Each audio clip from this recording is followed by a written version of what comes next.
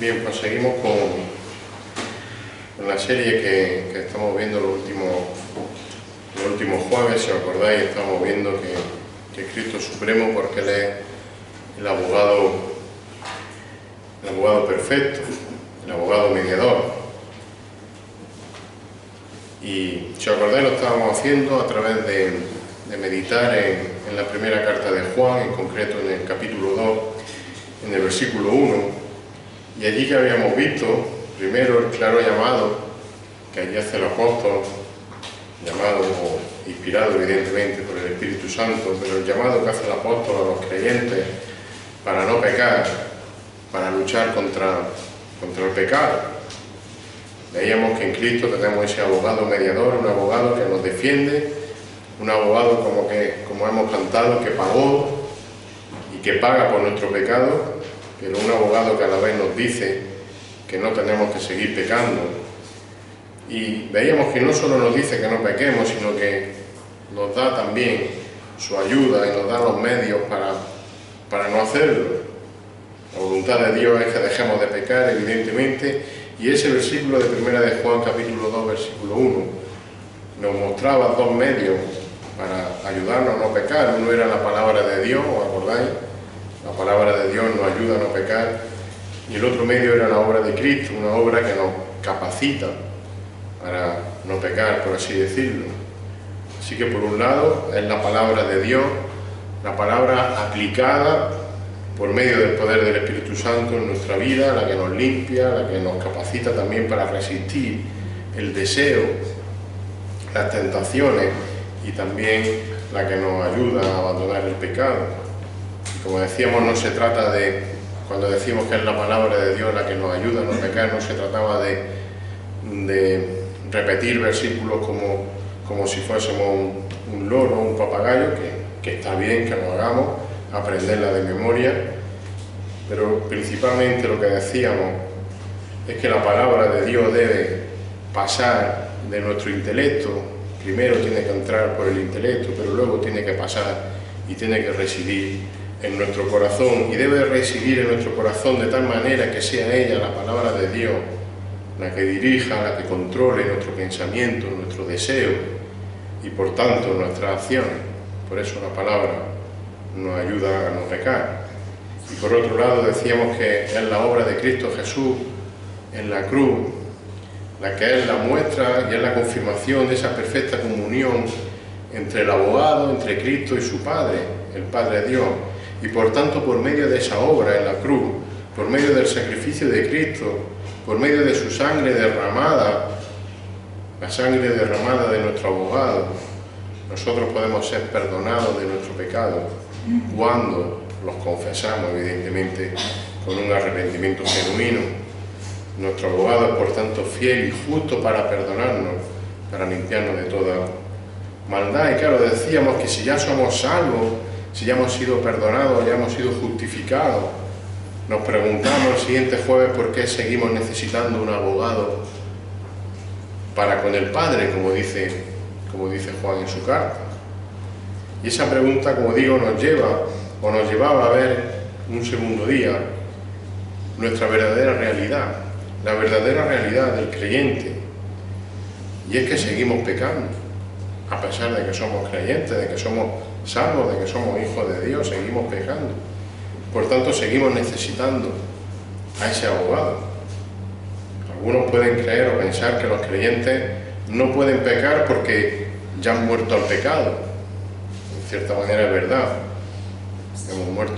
Hemos sido liberados de la esclavitud del pecado en la cruz por medio de Cristo, pero el creyente sigue estando, se sigue encontrando, sigue viviendo con una guerra entre dos naturalezas dentro de sí, que conviven dentro de sí. La realidad es que seguimos cayendo en pecados, pero hermanos, caemos en pecado, y espero que así sea en nuestra vida de forma puntual. Por tanto, seguimos necesitando a nuestro abogado, necesitamos a nuestro abogado mediador, que además, como vamos a ver en el rato que vamos a estar esta tarde rápidamente, es un abogado justo, es mediador, es nuestro abogado para con el Padre, y Él es supremo porque es un abogado justo. Vamos a volver a leer 1 de Juan, capítulo 2, versículo 1. Si os acordáis casi de memoria, este versículo es muy conocido. Hijitos míos, os escribo estas cosas para que no pequéis, dice Juan. Si alguno peca, como decíamos el otro día, seguimos pecando, abogado tenemos para con el Padre, y dice al final del versículo, a Jesucristo, el justo. Jesucristo, el justo. Dios es bueno, Dios es santo, es decir, está separado del pecado, eso quiere decir que Él sea santo. Y la semejanza a esa santidad, el ser santos como nuestro Padre es santo, como el Señor Jesucristo es santo, sabemos que debe ser la meta de todo creyente, debe ser la meta de cada uno de nosotros, la semejanza a Cristo. El apóstol Pedro nos recuerda a los creyentes que debemos ser santos como Dios es santo. Primera de Pedro 1, capítulo 1, versículos 14 y 16, dice allí que como hijos obedientes no os conforméis a los deseos que antes teníais en vuestra ignorancia, sino que así como aquel que os llamó es santo, así también sed vosotros santos en toda vuestra manera de vivir. Versículo 16, porque escrito está, sed santos, porque yo soy santo. En el libro de Levítico, muchísimos años antes, está escrito también en el capítulo 20 de Levítico, versículos 7 y 8, dice allí la palabra del Señor, santificaos pues y sed santos, porque yo soy el Señor vuestro Dios, guardad mi estatuto y cumplidlo, yo soy el Señor que os santifico. Y como sabemos, los creyentes hemos sido rescatados, hemos sido limpiados, como hemos dicho antes, por la sangre de Cristo, esa sangre del Cordero de Dios que quita el pecado del mundo, como dice también el Evangelio de Juan en el capítulo 1, versículo 29, pero es que además, como también hemos dicho, por medio de Cristo y por medio de su palabra, somos capacitados para resistir a ese pecado. Pero aún así, vuelvo a recordar, lo hemos dicho, hemos visto que la realidad del creyente, que nuestra realidad es que continuamos pecando como resultado de esa lucha entre la carne y el espíritu que sigue habiendo en nosotros. Es decir, esas dos naturalezas que decía antes que hay en el creyente, que hay en cada persona. Por eso el Señor Jesús le dijo al apóstol Pedro y también al resto de los discípulos que quien ha sido lavado, el que ha sido ya salvo, solo necesita lavarse los pies. ¿Os acordáis ese texto de Juan 13:10? Jesús le dijo, el que se ha bañado no necesita lavarse, excepto los pies, pues está todo limpio, ya soy salvo, ya soy libre, ya no soy esclavo del pecado, pero tenéis que seguir lavando los pies, seguir necesitando al abogado. Bien, y hoy vamos a ver, como decía antes, una tercera enseñanza que encontramos en nuestro pasaje de 1 de Juan, capítulo 2, versículo 1. Y para ello vamos a partir de dos, digamos, verdades que son indudables. La primera es que los creyentes estamos protegidos, y eso creo que nadie lo duda, estamos protegidos por la justicia de Cristo como nuestro abogado mediador, ya lo hemos estado diciendo. Ahora también hay una cosa que es verdad, y es que toda persona que desobedece o toda persona que incumple una ley termina pagando, termina sufriendo el castigo establecido por no cumplir o desobedecer esa ley, que la misma ley establece el castigo. No sé si estoy haciendo casi un trabalenguas, pero creo que me entendéis.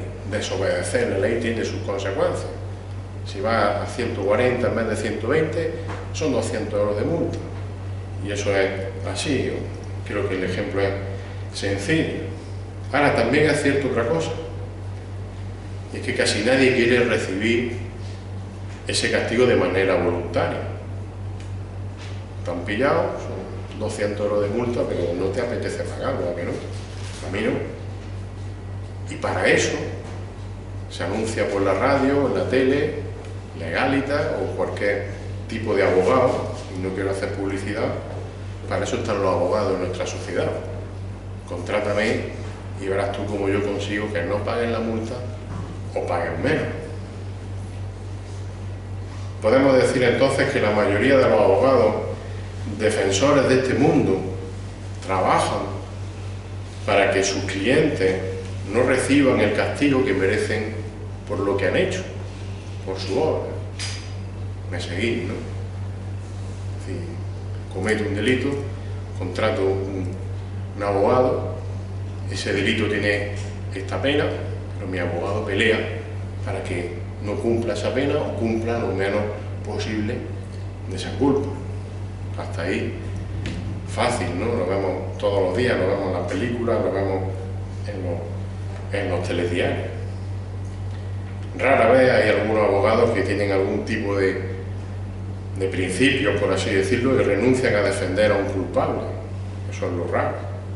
Luego están los otros abogados de los denunciantes, los que se llaman fiscales, por ejemplo, que pretenden asegurar lo contrario, que la condena solicitada por su cliente y por el que denuncia, por el que ha sufrido el daño, la condena sea establecida en la justa medida que dice la ley contra el denunciado. Pero sobre todo, y no quiero liaros más con esto, pocos abogados defensores trabajan para que su defendido reciba y cumpla la totalidad de la justa condena en función o a causa de su obra o de sus delitos. Lo voy a repetir, luego lo explico con otras palabras. Ningún abogado defensor mío va a ir a un juicio a decir, no, iba a 140 clavado y son 200 euros de multa y tiene que pagar los 200 euros de multa y encima hay que quitarle 2 puntos. Eso no, yo no voy a contratar a un abogado para que haga eso. ¿Me entendéis, no? Pocos abogados, como digo, trabajan para que su defendido reciba y cumpla esa totalidad de la condena en función de su hora o de su delito. Normalmente un abogado lo que va a hacer va a ser buscar excusas, se va a agarrar a lo que sea para rebajar la condena de un culpable. Es que en ese momento, enajenación mental, etc., no sé, las cosas que se inventan, ¿no? Así que ningún abogado en nuestra sociedad, de los que nosotros conocemos, de lo que hay en nuestra mente, por así decirlo, que se precie, va a pedir en un juicio que su defendido sea condenado y que cumpla de forma estricta y completa el castigo que por ley le pertenece. Seguís, ¿no? ¿Qué abogado iba yo a contratar para eso? ¿Para qué quiero un abogado para eso? Así que creo que estaréis conmigo si decimos que un abogado que defiende la aplicación de la justicia, completamente defiende que se aplique la justicia de forma perfecta por encima de los intereses de sus clientes, un abogado así no tiene ningún futuro para ganarse la vida en este mundo. Nadie va a contratar a ese abogado. Mi hermano, esa es la locura del Evangelio. Esa es la locura del Evangelio. ¿Sabéis? Ese es nuestro perfecto abogado. Ese es el abogado que atendemos nosotros para con el Padre. Un abogado justo. Un abogado, fijaros, que procuró y que procura que se cumpla totalmente la ley sin rebajar en ningún momento el castigo recibido, sin rebajar en ningún momento su aplicación. Bueno, entras 30 años, te portas bien, a los 20 estás fuera. No, son 30 años clavado, hasta el último minuto. ¿Qué abogado hace eso? Solo el abogado justo. Y ese abogado justo que nosotros tenemos escrito. Y fijaros, no solo nuestro abogado es justo porque busca esa justicia perfecta y absoluta. Él es el abogado justo porque él cumplió y porque cumple perfecta y totalmente esa justicia. No es que diga tú la vas a cumplir, no, es que Él ya la ha cumplido. Por eso Él es justo. Él es el único que puede decir que no tiene deudas con la justicia de Dios. Y encima Él no conoció pecado. Y no solo eso, sino que además, no conociendo pecado, no habiendo cometido Él el delito, fue hecho, como dice la palabra de Dios, fue hecho pecado por nosotros, por sus clientes, perdóname la palabra. ¿Y qué quiere decir esto de que por nosotros se hizo pecado? Y esto es hermoso, hermano, y es grandioso entender esto, que Cristo se hiciese pecado por nosotros.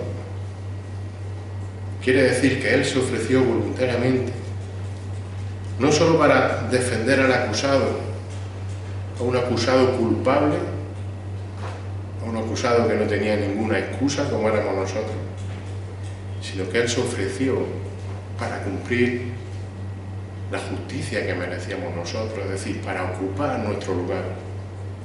Se ofreció para sufrir todo el castigo que su cliente, que nosotros, que yo merecía y que merezco.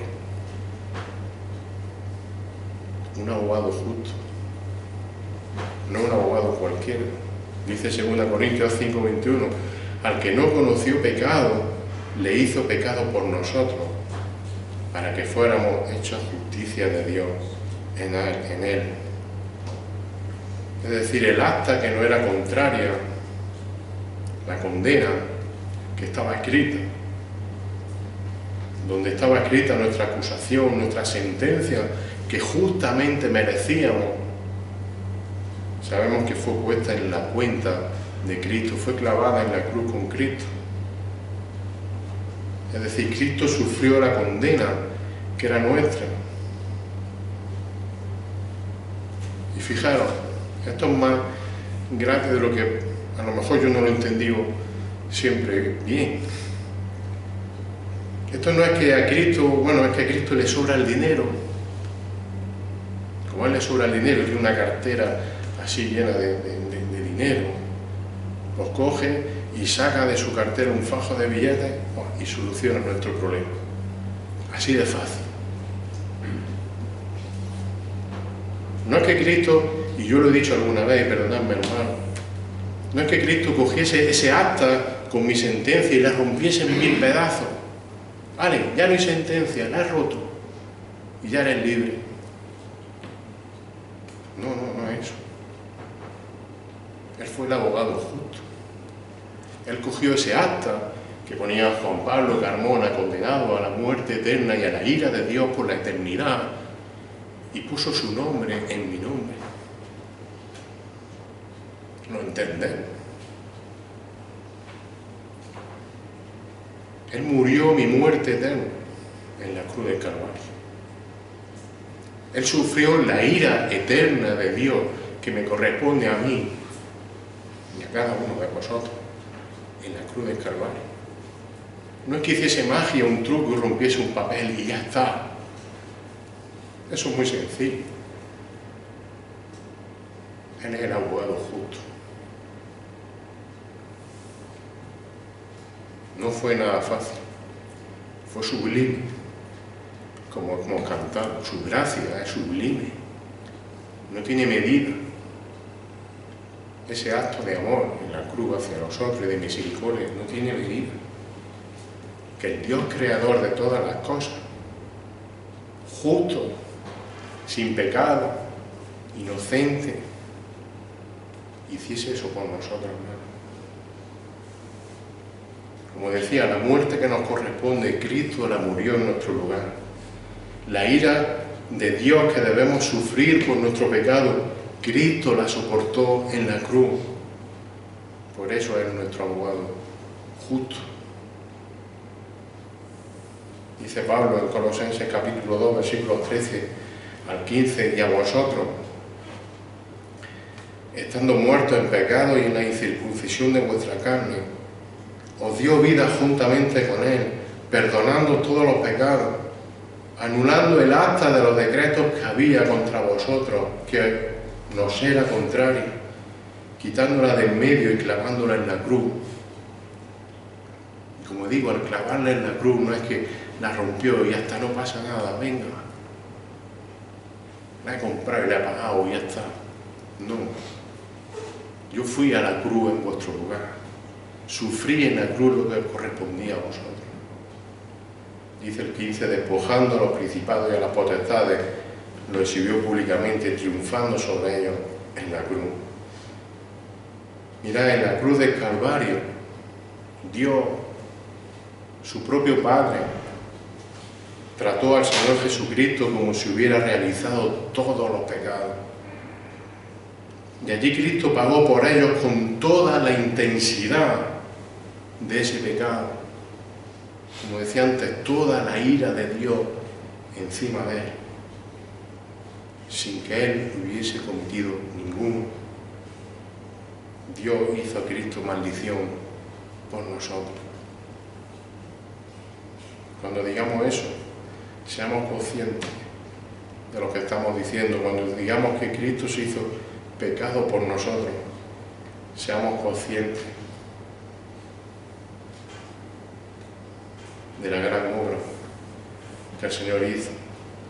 Y esto no solo es la realidad de aquellos que han recibido por medio de la fe esa gracia salvadora de Dios en Cristo, sino que Cristo, como nuestro abogado justo, asegura su obra de sustituto a nuestro favor y lo sigue haciendo ante las continuas acusaciones de Satanás cada vez que los hijos de Dios pecamos, cada día.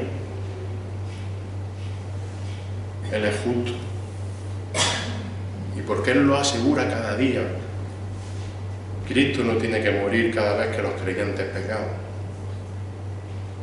Como dice Romanos 6, 8 al 11, y si morimos con Cristo, creemos que también viviremos con Él, sabiendo que Cristo, habiendo resucitado de los muertos, ya no muere. La muerte no se enseñorea más de Él, porque en cuanto murió, al pecado murió una vez por todas, mas en cuanto vive, para Dios vive. Así también vosotros consideraos muertos al pecado, pero vivos para Dios en Cristo Jesús, Señor nuestro, como hemos dicho, nuestro abogado justo. Así que Cristo asegura nuestro perdón por siempre, como abogado justo. Y esto, hermanos, sabemos también que no significa que eso nos convierta en libres para pecar, para hacer lo que queramos. Al contrario, quien piense que el perdón permanente de Cristo le autoriza a pecar, no ha entendido el Evangelio. Los que hemos muerto al pecado no podemos seguir viviendo en el pecado continuo, es decir, no podemos seguir tolerando o disimulando el pecado en nuestra vida. Como nadie nos ve en mi casa, o cuando estoy a solas, o lo que pienso, ¿no? Como dice Romanos 6:1, también dice allí Pablo, ¿qué diremos entonces? ¿Continuaremos en pecado para que la gracia abunde? Y dice en el versículo 2, de ningún modo. Nosotros que hemos muerto al pecado, ¿cómo viviremos aún en él? Hermanos, Cristo es nuestro supremo mediador. Cristo es nuestro abogado justo. Él cumplió toda la justicia de Dios en nuestro lugar. Es decir, sufrió de una vez, sufrió para siempre por nuestros pecados, porque fueron imputados a Él. Él no rompió el acta. Perdóname que lo diga, si Él no rompió el acta, no es la sentencia. Ah, ya no hay sentencia. No, la sentencia existía. Lo que Él hizo fue poner su nombre en lugar de nuestro nombre. ¿Lo entendemos? Cristo es supremo, porque Él es nuestro abogado mediador y nuestro abogado justo, porque Él pagó toda la justicia que nos correspondía a nosotros. Por tanto, Él es merecedor de toda nuestra alabanza, nuestra obediencia. Él merece que le conozcamos, que le busquemos cada día en su palabra, que conozcamos su persona, que nos acerquemos cada día más a su imagen y a su semejanza, y todo ello para su gloria. Que el Señor bendiga su palabra. Señor, te damos las gracias en esta tarde, porque tú eres nuestro abogado perfecto, y no solo eres el mejor abogado perfecto, sino que eres el abogado justo, Señor. Aquel que, Señor, lejos de anular la sentencia que nos correspondía, Señor, la pagaste de forma completa y justa en tu cuerpo, en ti mismo. Señor, siendo Dios, te humillaste hasta lo sumo. Señor, te despojaste de tu grandeza, de tu divinidad, Señor, para pagar la culpa, para pagar el castigo que nos merecemos nosotros, Señor. Señor, no hay lógica humana que pueda medir y entender ese amor y esa misericordia y esa gracia, Señor.